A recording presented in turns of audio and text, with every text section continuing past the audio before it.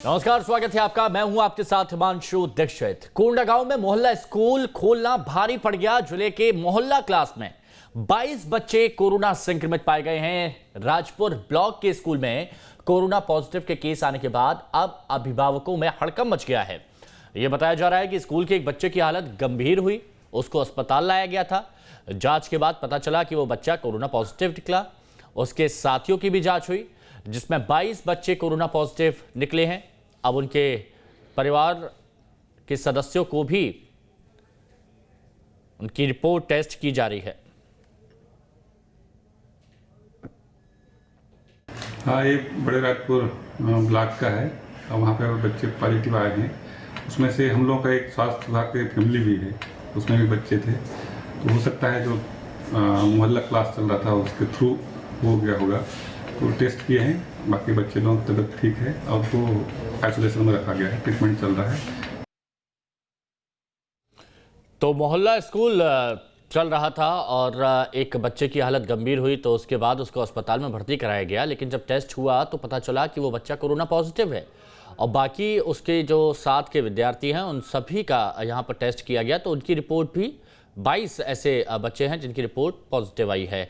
आदित्य रामदेव हमारे सहयोगी हमारे साथ में जुड़े हुए हैं, उनसे बात करेंगे। आदित्य, गंभीर मामला है क्योंकि 22 बच्चे यहाँ पर कोरोना पॉजिटिव पाए गए हैं और जब बच्चों और बुजुर्गों की बात की जाती है तो चिंताएं जरूर बढ़ जाती हैं। तो अभी प्रशासन क्या कदम उठा रहा है, फिलहाल अपडेट क्या है?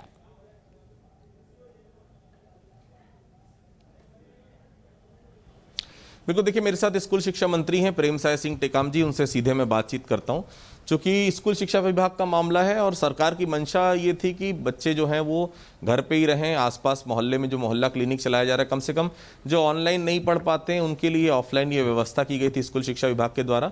लेकिन जिस प्रकार से ये घटनाक्रम सामने आया है, केशकाल का कोंडागांव जिले का मामला है, क्या प्रशासन इसमें कर रहा है, शिक्षा विभाग क्या कर रहा है, मैं सीधे तौर पर बातचीत करता हूँ। सर, ये जो मामला सामने आया कोंडागांव को, इसको किस तरह से देखते हैं?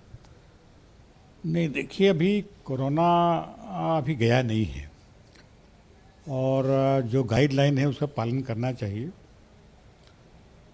जो मोहल्ला क्लास हम लोग ने जो चालू किया ऑफलाइन के रूप में कि बच्चों की पढ़ाई निरंतरता रहे, पर ये पहली घटना हुई है कि कोंडागांव में इस प्रकार की बच्चे उसमें प्रभावित हुए हैं, ऐसा उसमें लोग बता रहे हैं।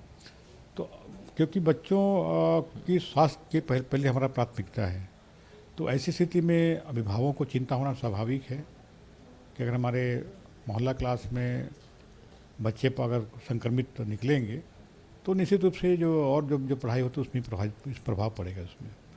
तो जो इसके जो गाइडलाइन है कोविड-19 का कि दूर दूर बैठाएं, उसको मास्क लगाएं, सैनिटाइजर का पूरा उपयोग करें, हाथ बराबर बार बार उसमें धोते रहें, टीचर भी और बच्चे भी।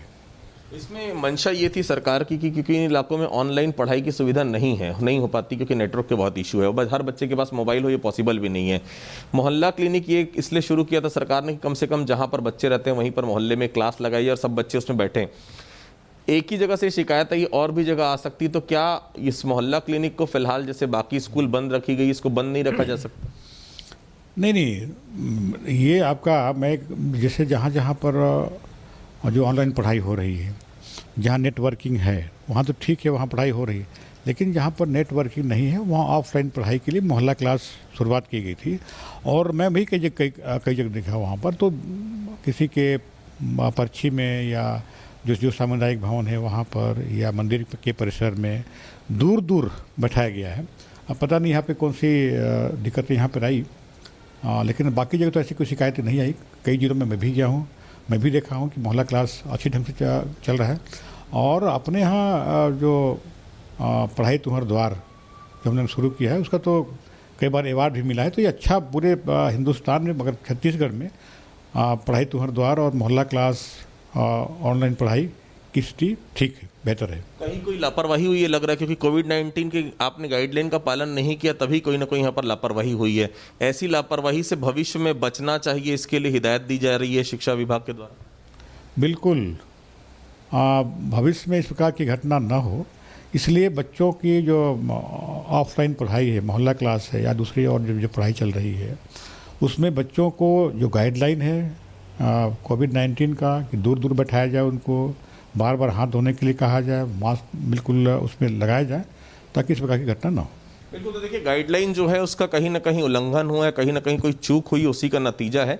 सरकार की मंशा यही थी, जो आदिवासी बच्चे हैं जहां पर नहीं पहुंच पाते नेटवर्क, वहां पर मोहल्ला क्लास लगाया जाए ताकि बच्चों की पढ़ाई प्रभावित ना हो पाए, कम से कम वो सीख पाए, नहीं तो पूरा साल ऐसे ही चले जाएगा।